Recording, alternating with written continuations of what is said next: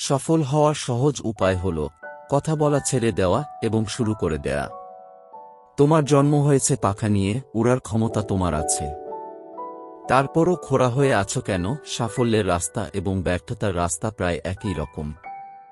সফলতা আপনাকে খুঁজে বের করবে না, আপনাকেই বের হতে হবে এবং সফলতাকে খুঁজে বের করতে হবে। সফলতাই শেষ নয়, ব্যর্থতা মানেই ক্ষতি নয়, এটি কাজ চালিয়ে যাওয়ার সাহস। দুই ধরনের লোক রয়েছে যারা আপনাকে বলবে যে আপনি কখনই সফল হতে পারবেন না। এক, যারা চেষ্টা করতে ভয় পায়, এবং দুই, যারা আপনার সফলতাকে ভয় পায়। সফল মানুষ হওয়ার চেষ্টা না করে বরং মূল্যবান মানুষ হয়ে উঠুন। তুমি যেখানে দাঁড়িয়ে আছো সেখান থেকেই শুরু করো।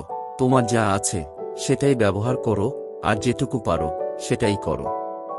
যখন কোনো কিছু যথেষ্ট গুরুত্বপূর্ণ হয় তখনও আপনি তা করেন, যদিও প্রতিকূলতা আপনার পক্ষে না থাকে।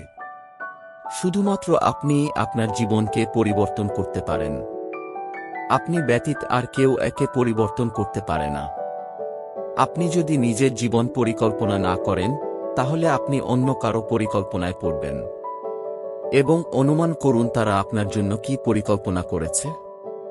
বেশি কিছু না। আপনি যদি সফল হতে চান তবে আপনার অবশ্যই নতুন পথে ভ্রমণ করা উচিত।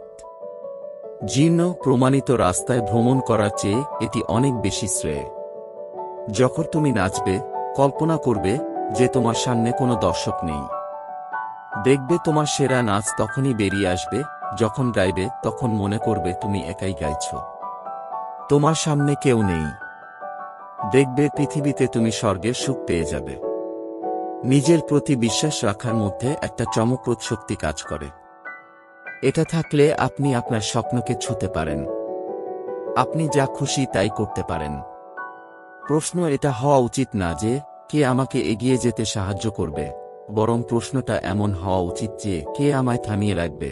যদি সবকিছুই তোমার নিয়ন্ত্রণে থাকে তাহলে বুঝে নিবেন কোথাও একটা সমস্যা আছে। হয়তো আপনি যথেষ্ট গতিতে এগোতে পারছেন না।